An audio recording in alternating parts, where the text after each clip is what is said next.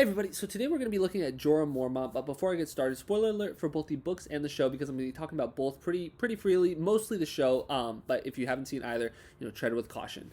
And so I think that first off, one of the most interesting things about Jorah is that, from when we get him in the series, like when the series first picks up, after that, he does almost all good things, basically. But before that, he has a pretty troubled past. I mean, this guy was traded slaves. That is why he was exiled from Westeros. That's pretty horrific. That is a pretty terrible thing to do. And also, he agreed to be Robert's courier for getting information on Daenerys and Viserys. And like he at one point was okay with poisoning her. And so it's like these aren't good things, but we see him kind of battle with he didn't, because we know that he didn't trade slaves because he just doesn't care about people. He did it to please his wife, and we know that he didn't want to kill Daenerys because he never like wanted to actively kill Daenerys, but he was okay with killing Daenerys because not because he like was just forget the Targaryens. He just wanted to go home, and so I think that we can, while he does have this grayness to him, we can see this goodness shining through. And obviously, I think that there's a really interesting parallel between Jorah having this horrible relationship with Ned Stark, but then we also have Jorah over at the Wall and Jon Snow, with Jon Snow basically being the son that Jorah never was. And so I find that pretty interesting. But I also think we have Jorah kind of deliver. He serves as this really kind of heartbreaking moment when Daenerys finds out that he was selling, or not sell, yeah, giving information to Robert, and just Westeros in general. And I think that we see Daenerys like be like, how can I trust you? And like for us as like the reader slash viewer, we're like, oh, he's good now. I swear he saved you. Actually, he didn't like he didn't do that. But like I find this so interesting that like when Daenerys finds out about that, obviously she's crazy shocked. I mean, this is the guy that she's trusted for so long. He's been the closest to her. He's been with her through everything. And I mean, from Jorah's point of view, I mean, I know that like in the show, basically he just really attracted to her and like he's basically in love with her. But like, I mean, he saw her like walk in the fire and be okay. Like, there's a good chance. Like, we never get him explicitly saying this, but like, it's not unrealistic that he thinks that she's like some sort of god. And that's the thing. Also with the Dothraki, I know that like some people like when they're talking about the later seasons of the show, they're like, oh, why do the Dothraki listen to Daenerys? It makes no sense. Like, why do they do all these things for her? They like probably think that she's a god. Like, she walked through fire. That's not like a normal thing to do. Like, and she has dragons, obviously. But even before they have the dragons, they see her walk through fire, and then she gets dragons. Like, it's pretty realistic that they're like, yeah, this is who we're waiting for. This is like whatever mother of mountains. This is the incarnation of her. Like, it is very realistic that they would think that. Just that's a little side thing. But Jorah, we know that Jorah's good. We know that he is a good guy. We can trust him.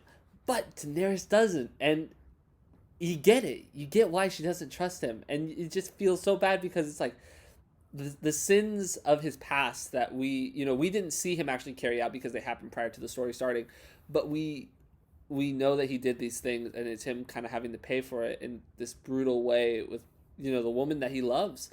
And it's so sad seeing that like he literally has no will after that, and his only hope is to hopefully maybe take Tyrion to her and like win her back that way. Doesn't work, but he does eventually win her trust, and that's what makes it even more sad, is that he wins her trust, and the first thing she sends him back to do is to go heal his grayscale. And he's like, there's no cure. Like, in his head he's like, oh, that's so but because Daenerys told him to go find a cure, and he knows that if he does, he will be welcomed back. Maybe he was hopeful for a little bit, but I mean, there's really no cure besides with Shireen.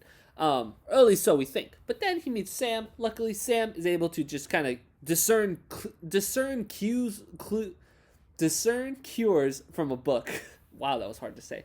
But luckily, Sam is able to do that, and he's able to heal Jorah, and gets to go back to Daenerys and serve by her side. But he really doesn't do a whole lot after that. I think that a lot of the real interest with Jorah, his really important things stop with him taking Tyrion to Daenerys, but then like emotionally, he really doesn't add a lot after Daenerys stops trusting him. That's like the last time I feel like Jorah really like pulls at our heartstrings, until his ultimate demise, and that was really sad. I mean, but like, it's one of those things where that him and Daenerys and Jorah, they're not going to end up together.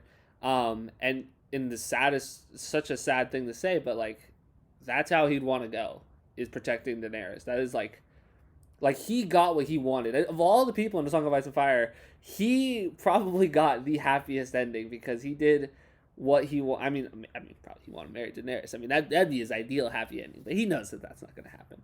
And so, like, that's what he would want to do, is go out defending Daenerys, and it's what he did. It's interesting that, you know, a death could be probably one of the happier endings, but not a lot of happy endings. Very, very sad world. And so, but I do think that that's, you see this really loyal guy, loyal at his core, but does make mistakes.